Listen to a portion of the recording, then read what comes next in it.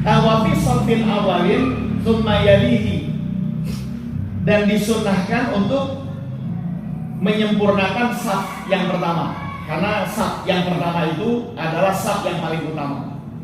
Karena ada hadis Nabi pernah bilang, seandainya kalian diperlihatkan oleh Allah pahala buat muadzin, tukang azan, dan menempati saf yang pertama, kalau Allah perlihatkan pahalanya, kalian pasti akan berundi untuk mendapatkannya. Ya cuma nggak dikasih lihat sih. Kalau seandainya dikasih lihat nih pahala muadzin mengumandangkan azan dan pahala menempati saf yang pertama, kalau boleh berundi. Ya bahkan kalau duitnya banyak, mundur, gue bayarin loh gitu. Gue bayarin, tapi mundur, gue tempatin yang depan gitu. Iya. Ya begitu. Ini hikmah kenapa dirahasiakan. Ya sebab kalau diperlihatkan, waduh, semua orang berebut itu untuk menempati saf yang pertama.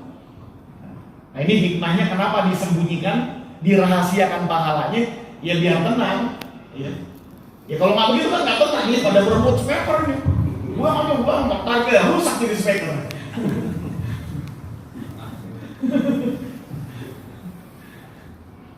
Ya, terkadang maghrib jam 6:15 misalnya gitu, itu dari 4:30 udah nongkrong gitu nungguin speaker. Dipegangin aja speaker. Iya.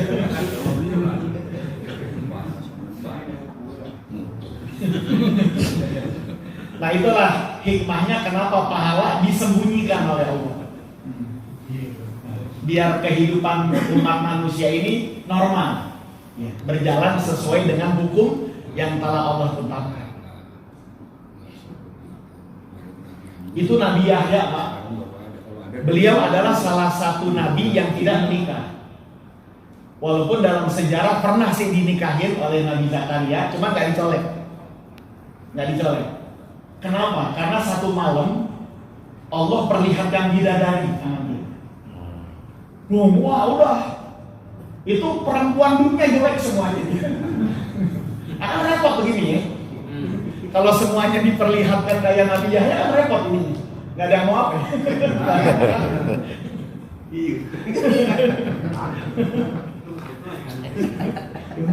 Itu beratur ya.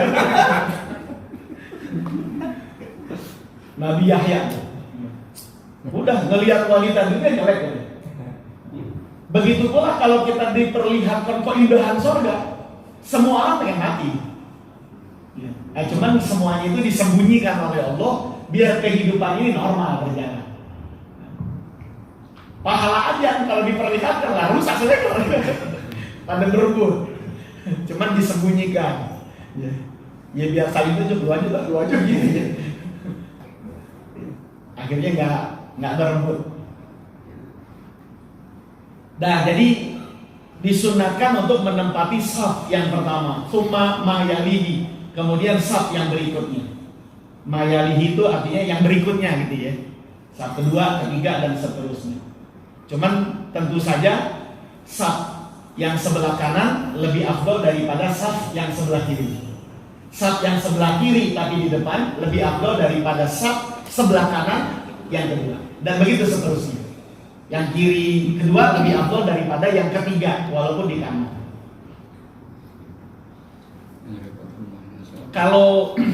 Kalau misalnya kita tidak memungkinkan untuk masuk disebabkan saf yang di depan sudah padat, ya nggak bisa masuk, dan kita punya dugaan kayaknya nggak ada lagi yang datang nih untuk menemani kita di saf yang paling belakang, itu sunnah buat nyolek.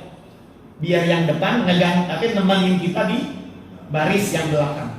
Karena kalau kita menyendiri sampai selesai, berjamaahnya sah, tapi tidak mendapat pahala berjamaah. Jadi persyaratan untuk mendapatkan pahala berjamaah minimal berdua, ya, di saf yang paling belakang. Kalau memang tidak memungkinkan untuk masuk, nanti kalau yang kosong dirapetin. Ya kan kalau yang satu mundur kan berarti calon tuh yang satu kanan kirinya yang ngerapetin. Jadi jangan sampai ada celah yang kosong. Ini namanya untuk membantu saudara kita yang menyendiri di saf yang belakang supaya dia mendapatkan pahala berjamaah. Ini kan saling tolong menolong dalam sholat juga dianjurkan. Wa ta'awanu 'alal birri wat taqwa. Bertolong-tolonglah kalian dalam perbuatan baik dan ketakwaan. Misalnya ada imam nih, kebetulan temboknya ini bisa bebayang gitu ya, ngelihat orang yang ada di belakang. Kayak begini kan kelihatan tuh. Nah, ada yang datang nih. Itu boleh imam untuk memperpanjang bacaan surahnya agar kiranya yang datang terlambat bisa mendapatkan rakaat. Ya. Bisa mendapatkan rakaat. Ya kan kalau kita tinggal begitu aja kan dia nggak dapat rakaat tuh. Nah, supaya dia mendapatkan rakaat, ini surah yang kita baca nih ya agak diperlambat. Nah, supaya memberi kesempatan kepada yang baru datang agar mendapatkan rakaat. Nah, itu namanya menolong. Tapi menolong jangan pilih-pilih, ya. Ya pokoknya siapa aja dah kita tolong gitu. Ya, jangan yang bayar itu kita tungguin gitu ya. Giliran kita empat, kalau mau dia pindah aja lah. Sentimen. Kebiasaan tuh telat mulu.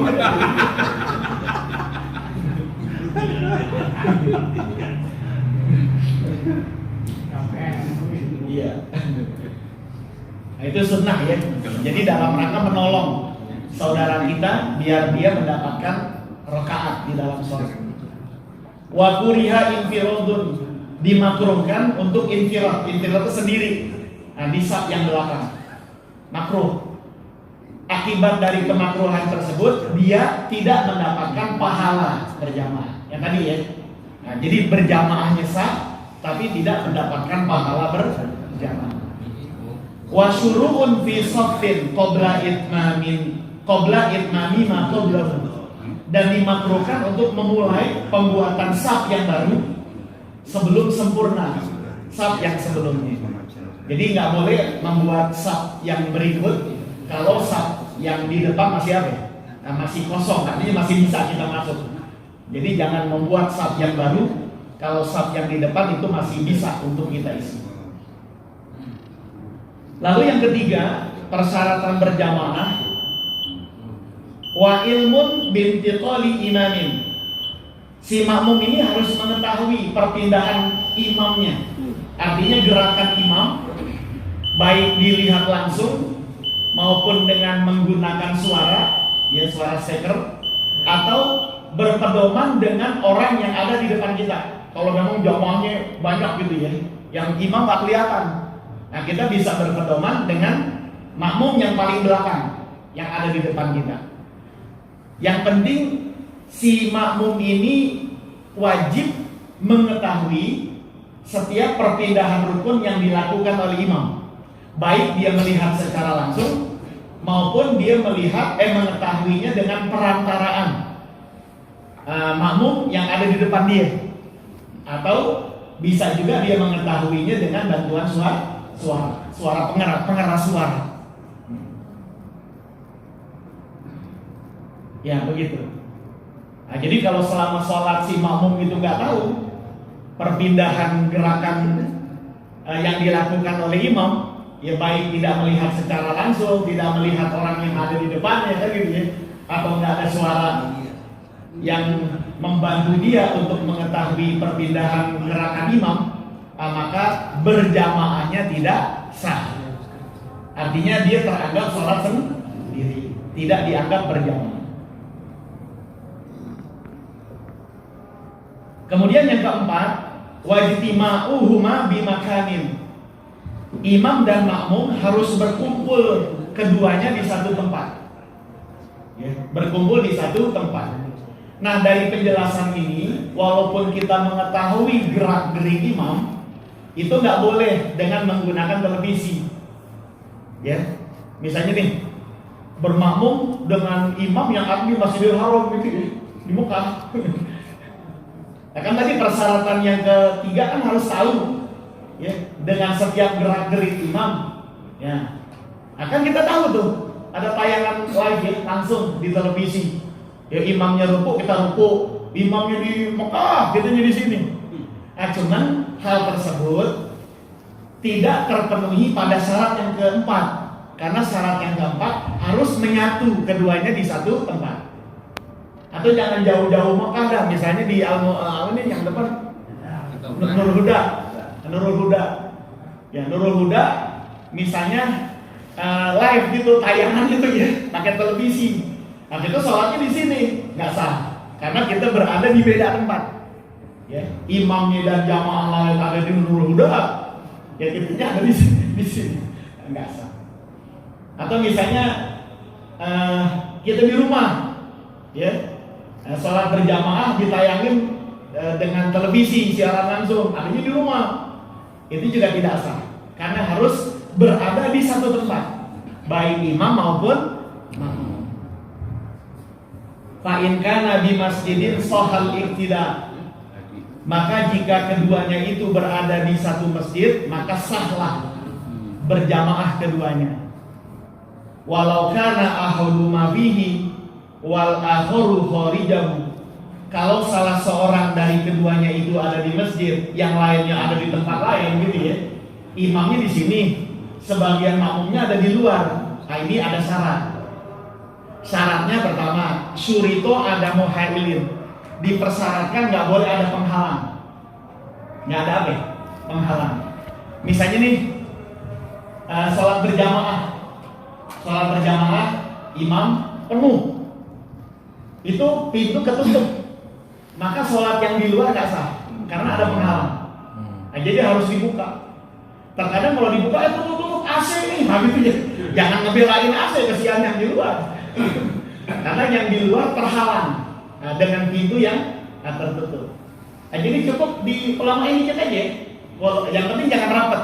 Nah, asal di pelamain sedikit. Nah, sekira-kira kalau di kitab itu sekira-kira badan orang tuh bisa nyelos gitu ya, masuk. Itu sudah cukup. Jadi biar tidak terputus antara jamaah yang ada di luar dengan jamaah yang ada di dalam. Kalau memang yang satunya di dalam, yang satunya di luar, itu syaratnya ada muhailin, nggak boleh ada penghalang. Al-wuqufu wahidin hida'an mantabin, atau boleh juga berdiri salah seorang makmum di depan celah. Misalnya gini, ini jamaah penuh, pintu terbuka, di luar hujan, gerimis lah ya, yang tidak mungkin orang gelar sejadah tuh di jalan. Mereka sholat di rumah yang sono, di sebelah, yang agak lega misalnya gitu. Boleh nggak terpisah tempat, jamaah yang satu berada di sini, jamaah yang lain ada di tempat itu? Boleh, dengan syarat yang satu bisa melihat ke jamaah yang paling belakang. Misalnya di depan pintu, jadi perwakilan. Ya, ini jamaah udah penuh. Sedangkan di luar kita nggak bisa nih bikin saf, disebabkan karena gerimis. Nah, kita pinjam tuh rumah yang ada di sebelah, ya untuk bermakmum. Kebetulan ruang kami kalau nggak muat bangsa 30 orang sih. Nah, cuman kalau mereka di dalam semua, mereka nggak lihat tuh makmum yang paling belakang yang ada di musola. Nah, satu dah, ya ada di celah di pintu gitu, ya lihat. Allahu Akbar. Jadi nanti dia mewakilin orang yang di dalam ya, untuk ikut berjamaah dengan yang ada di musola. Mewakilin gitu ya. Jadi artinya makmum yang ada di rumah itu mengetahui gerak-gerik imam berpedoman dengan orang yang sholat tuh, ya di ambang pintu. Ya. Orang yang sholat di ambang pintu tadi, dia menyaksikan gerak-gerik imam atau makmum yang ada di depan dia, yang ada di musola. Ya, untuk dijadikan sebagai pedoman bagi orang-orang yang sholat di dalam rumah. Apa maksudnya ya? Itu kalau beda bangunan. Jadi kalau beda bangunan, syaratnya itu harus ada orang yang memantau ya, memantau.